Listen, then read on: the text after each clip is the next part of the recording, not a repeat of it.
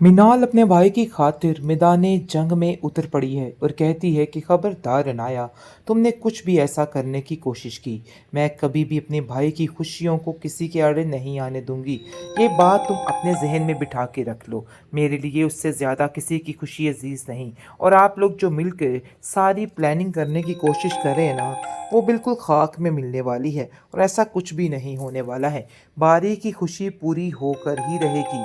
ये बात आप भी ज़हन में रख लीजिए। लेकिन जी आप देखेंगे कि रत्ती भर फ़र्क नहीं पड़ा है अनाया को और उसके घर वालों को। बस उन्होंने एक ही बात को सवार किया है कि अगर अनाया की शादी बारी के साथ ना हुई तो मिनाल भी इस घर में नहीं ठहर सकेगी, चाहे जो मर्ज़ी हो जाए। इस बात को लेके इतना बड़ा इशू अनाया बना चुकी है और कहती है कि मैंने भी इस बात की ज़िद लगा ली है कि फ़ौरन से फ़ौरन इस लड़की को यहाँ से निकाला जाए। मैं इसको देखती हूँ तो मेरा खून खौलने लगता है।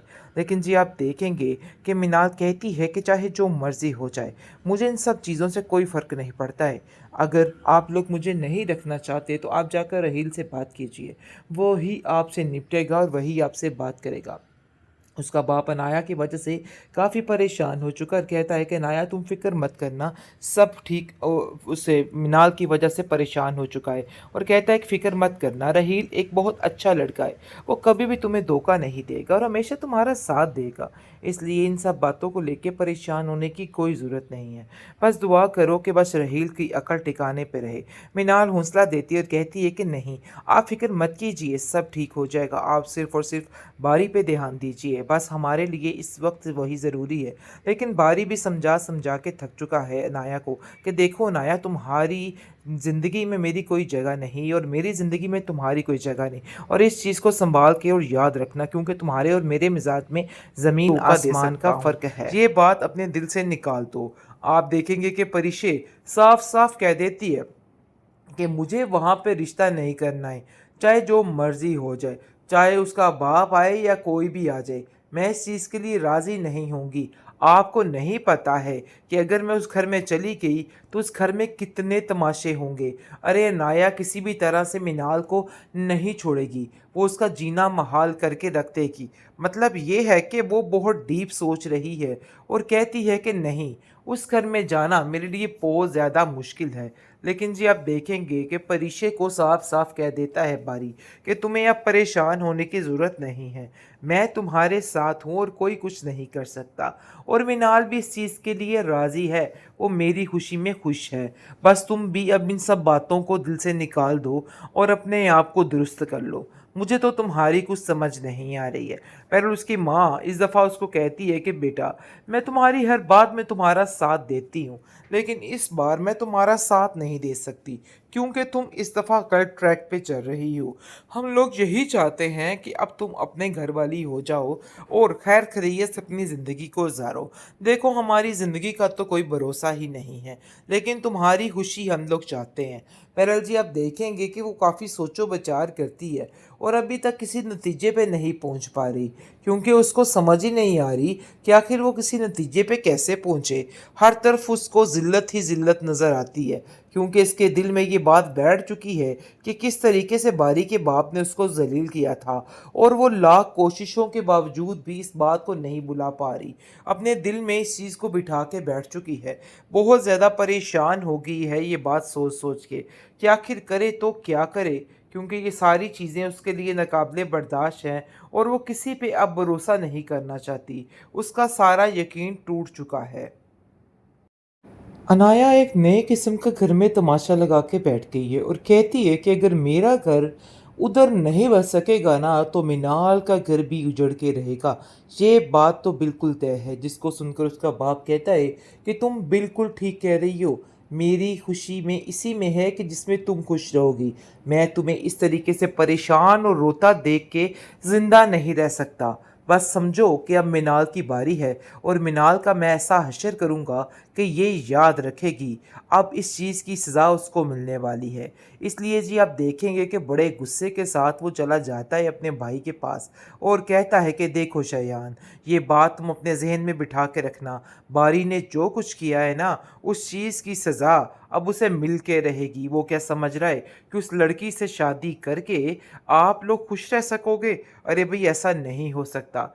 जिस पर उसका बाप कहता है कि नहीं, अब मैं अपनी बेटे की खुशी के लिए कुछ भी करूँगा, इसलिए अब मुझे किसी का कोई खौफ, कोई डर नहीं है।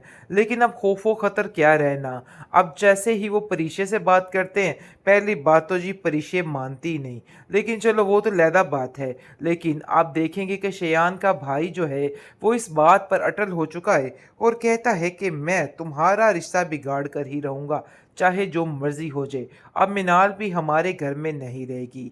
ये इतना मजबूर कर देंगे उस इंसान को, और ताकि वो भी कहेगा कि भई तुम जाओ, रहील के बारे में बात की जा रही है। लेकिन रहील अपनी पूरी कोशिश करेगा कि वो मिनाल को ना छोड़े।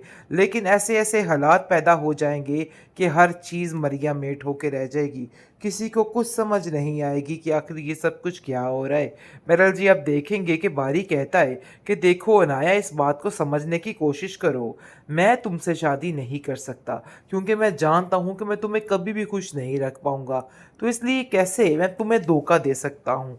ये बात अपने दिल से निकाल दो। आप देखेंगे कि परिशे साफ-साफ कह देती है कि मुझे वहाँ पे रिश्ता नहीं करना है, चाहे जो मर्ज़ी हो जाए, चाहे उसका बाप आए या कोई भी आ जाए, मैं इस चीज़ के लिए राज़ी नहीं होंगी। आपको नहीं पता है कि अगर मैं उस घर में चली गई, तो उस घर में कितने तमाशे होंगे। अरे नाया किसी भी तरह से मिनाल को नहीं छोड़ेगी, वो उसका जीना महाल करके रख देगी। मतलब ये है कि वो बहुत डीप सोच रही है और कहती है कि नहीं, उस घर में जाना मेरे लिए बहुत ज़्यादा मुश्किल है।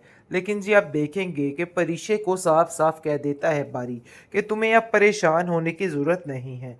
मैं तुम्हारे साथ हूँ और कोई कुछ नहीं कर सकता। और मिनाल भी इस चीज़ के लिए राज़ी है, वो मेरी खुशी में खुश है। बस तुम भी अब इन सब बातों को दिल से निकाल दो और अपने आप को दुरुस्त कर लो। मुझे तो तुम्हारी कुछ समझ नहीं आ रही है।